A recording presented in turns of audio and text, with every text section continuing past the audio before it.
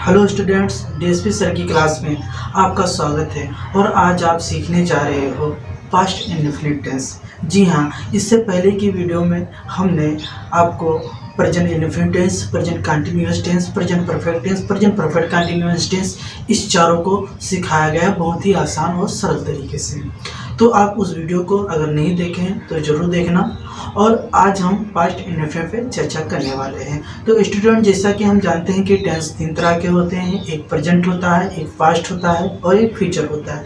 Present tense उसे कहते हैं जो चल रहा है, हमारी आंखों के सामने कोई कार्य होता है उसे हम प्रेजेंट टेंस कहते हैं। और जो समय बीत जाता है उसे हम पास्ट टेंस कहते हैं, और जो समय आने वाला होता है उसे हम फ्यूचर टेंस कहते हैं। तो स्टूडेंट, हम अभी फिलहाल पास्ट टेंस पढ़ने जा रहे हैं। पर पास्ट टेंस जो है वो भी 4 तरीके से होता है। एक पास्ट इंडेफिनिट टेंस होता है, एक पास्ट कंटिन्यूअस टेंस होता है, एक पास्ट परफेक्ट टेंस होता है, एक पास्ट परफेक्ट कंटिन्यूअस टेंस होता है। तो जिनमें में से हम आज पहला पास्ट इंडेफिनिट टेंस पढ़ने जा रहे हैं। स्टूडेंट्स, अगर आपको पास्ट इंडेफिनिट टेंस नहीं आता है तो आप इस वीडियो को शुरू से लेकर अंत तक जरूर देखना। और अगर नए हैं तो हमारे यूट्यूब चैनल को सब्सक्राइब करके बेल आइकन को जरूर दबाना, ताकि आने वाली वीडियो की नोटिफिकेशन सबसे पहले आपको मिले।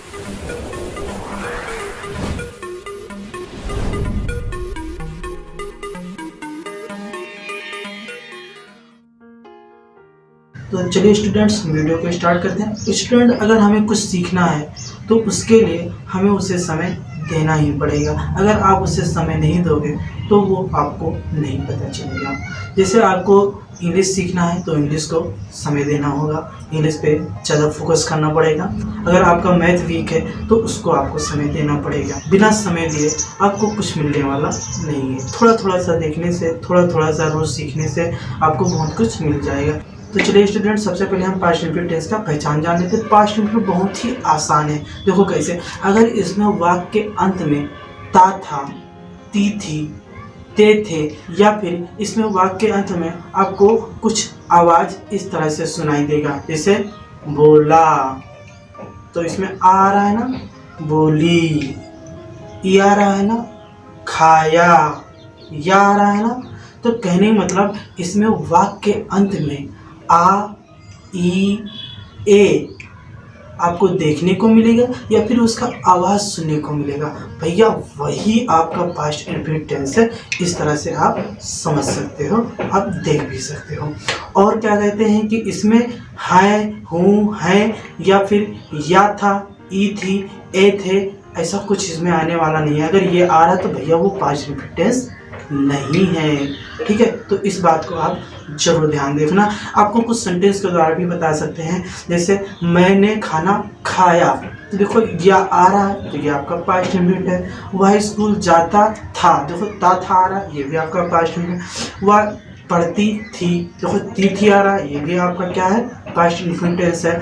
मैंने तुमसे कहा या उसने पत्र लिखा, तो देखो आ रहा है ना, तो ये आपका पास्ट इंडेफिनिट टेंस है। तो चलिए, अगर आप पास्ट इंडेफिनिट टेंस का पहचान जान गए तो समझ लीजिए आपका ये टेंस पास्ट इंडेफिनिट बिल्कुल आसान हो गया है। और वैसे भी मेरा मानना है कि पूरे टेंस में अगर सबसे ज़्यादा कठिन है तो भैया यही पास्ट इंडेफिनिट और प्रेजेंट इंडेफिनिट, यही तो कठिन है। अगर ये दो आप जान गए तो समझो पूरा टेंस आपके मुट्ठी में। अब चलिए स्टूडेंट्स, हम पास्ट इंडेफिनिट के जो रूल हैं, जो नियम हैं, अब उसके अनुसार अब सेंटेंस को बनाने का प्रयास करते हैं। तो स्टूडेंट्स, अगर हम अफर्मेटिव सेंटेंस की बात करें तो अफर्मेटिव सेंटेंस में ना नहीं होता है, ना क्यों, कब, कैसे, कहाँ होता है। बिल्कुल सिंपल सा सेंटेंस होता है, जैसे मैंने पत्र लिखा, तुमने गीत गाया, वह स्कूल जाता था, मैं किताब पढ़ता था, तुम हंसते थे। तो इस तरह के सेंटेंस आपका अफर्मेटिव सेंटेंस होता है, पॉजिटिव सेंटेंस होता है। तो हम इस सेंटेंस को सीखते हैं। स्टूडेंट्स, इस सेंटेंस का जो बनाने का स्ट्रक्चर है, रूल है, वो मैं देख लीजिए आ गया। तो इसमें आपको क्या करना है, सबसे पहले आपको सब्जेक्ट लिखना है, उसके बाद आपको लिखना है V2। जी हाँ, आपने बिल्कुल सही सुना, ये V2 मतलब वर्ब का आपको सेकंड फॉर्म लगाना है, और उसके बाद ऑब्जेक्ट लिख देना है, अदर वर्ड जो भी है, और अंत में फुल स्टॉप। बस भैया हमारा सेंटेंस बन गया। अब आप सोच रहे हैं भैया B2 क्या है, तो B2 आप जान लीजिए, इसमें वर्ब की 5 अवस्थाएं होती हैं। एक वर्ब का फर्स्ट फॉर्म होता है, एक वर्ब का सेकंड फॉर्म होता है जिससे आप V2 यही लगाएंगे, उसके बाद V3 होता है, उसके बाद V4 होता है जिसमें भैया ING लिखा रहता है, जैसे राइटिंग मतलब लिख रहा है ना, रीडिंग पढ़ रहा है वो वाला। और उसके बाद B5 होता है जिसमें यस या ES लगा रहता है। तो ये 5 होते हैं verb, B1 B2 B3 B4 B5। तो आपको केवल B2 लगाना है। जैसे आप एग्जाम्पल के लिए मान लीजिए हम जैसे एक वर्ब ले ले रहे हैं गो, गो मीन्स होता है जाना, तो इसका सेकंड फॉर्म है गो वेंट, सेकंड फॉर्म क्या है वेंट, और थर्ड फॉर्म क्या है गॉन, और आपका V4 क्या है गोइंग, और उसमें क्या है V5 गोज। इसका मतलब इसी तरह से होगा। जिससे आपको मान ले कहना है कि कम, तो कम का क्या होता है कम गेम कम, है ना, तो सेकंड फॉर्म क्या होता है गेम। बस भैया सेकंड वाला फॉर्म को आपको लगाना है, इसको आपको ध्यान देना पड़ेगा। तो चलिए स्टूडेंट्स हम पहला एग्जाम्पल द्वारा समझते हैं। देखिए पहला हमारा एग्जाम्पल है मैंने एक पत्र लिखा, ठीक है। तो देखिए इसमें क्या देखो लिखा मतलब आ रहा है, आ की धुन सुनाई दे रही है, इसका मतलब हमारा क्या है पास्ट इंडेफिनिट टेंस है। तो इसको कैसे बनाएंगे, यहाँ पर सब्जेक्ट क्या है आई, तो हम आई लिख दिया। उसके बाद क्या है V2 मतलब वर्ब का सेकंड फॉर्म, तो लिखना, लिखना अंग्रेजी क्या होता है राइट होता है, तो राइट रोड, हमें रोड से मतलब है सेकंड V2 से मतलब, तो रोड। अब क्या बचा पत्र, तो a letter.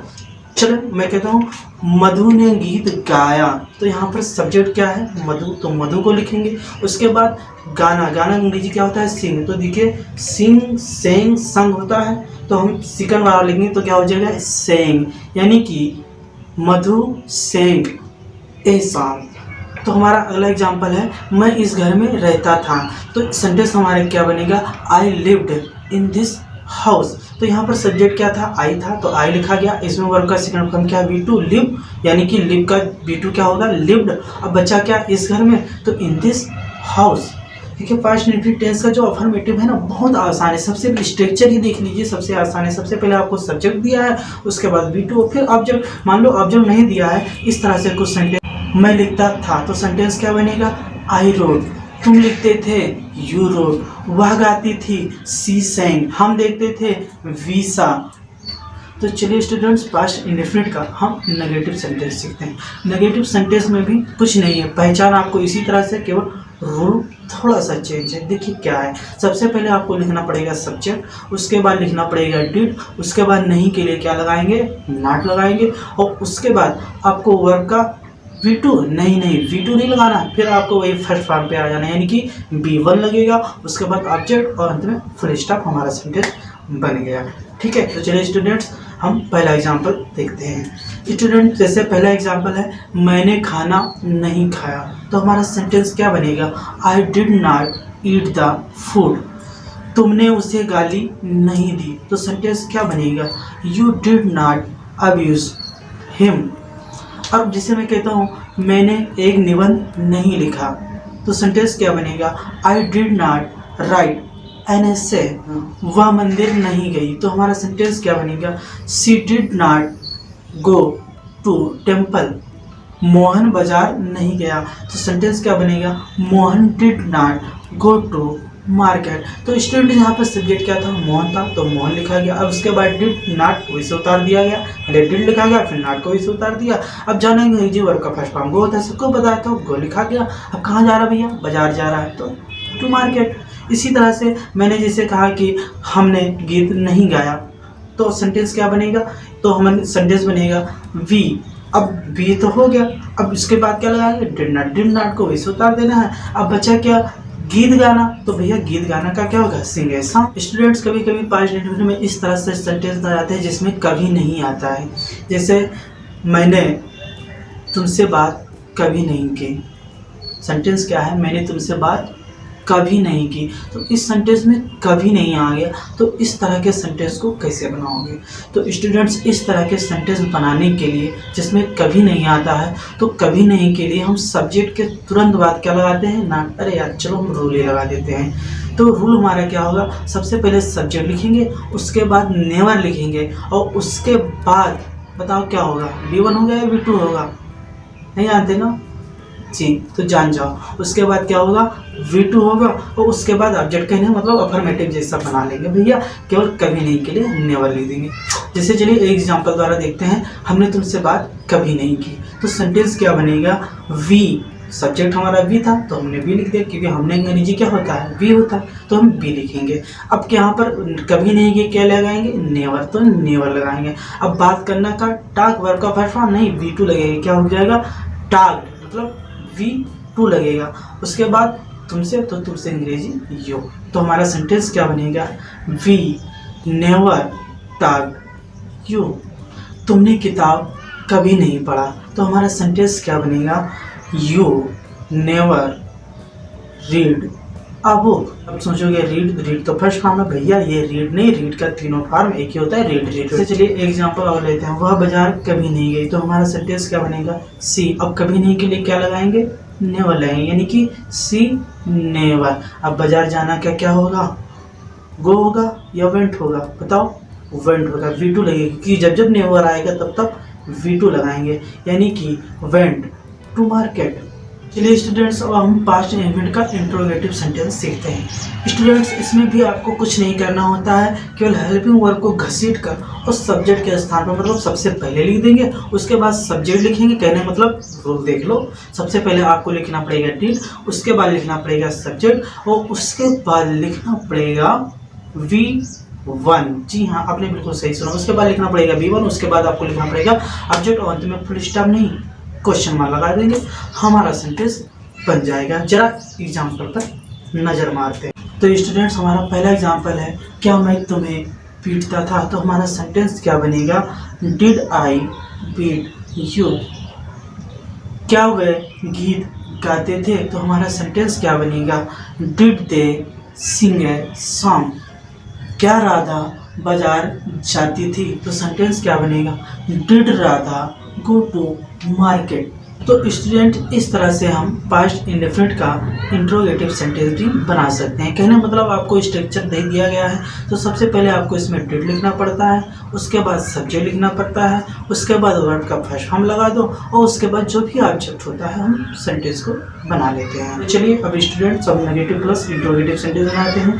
Negative plus interrogative sentence में भी आपको कुछ नहीं करना है, बिल्कुल सेम इसी तरह से बनेगा, केवल सब्जेक्ट के बाद नाट लगा देने। कहने मतलब भैया तीसरे नंबर पे नाट लगा देंगे। जैसे रूल पे नज़र मारो, रूल हमारा कह रहा है सबसे पहले आपको डिड लिखना पड़ेगा, उसके बाद आपको बिल्कुल सेम इसी तरह से सब्जेक्ट लिखना पड़ेगा, उसके बाद आपको नहीं के लिए क्या लगाना पड़ेगा, नाट लगाओगे, उसके बाद लगाना है आपको V1, उसके बाद ऑब्जेक्ट अंत में फुल स्टॉप की जगह पे क्वेश्चन मार्क और हमारा सेंटेंस बन जाएगा। जैसे पहला एग्जाम्पल है, क्या मैंने तुम्हें नहीं देखा, तो हमारा सेंटेंस क्या बनेगा, तो सेंटेंस हमारा बनेगा did I not see you.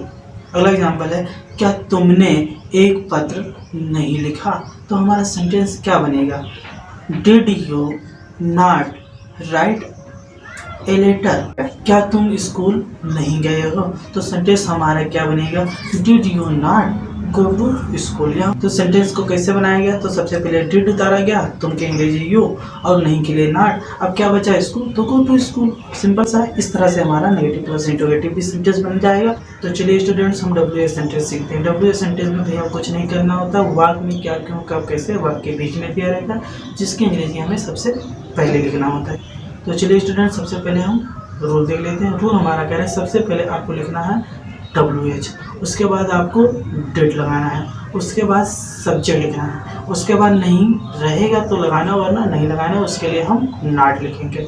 Not कब लगाना है, अगर नहीं रहेगा तो लगाना वरना नहीं लगाना।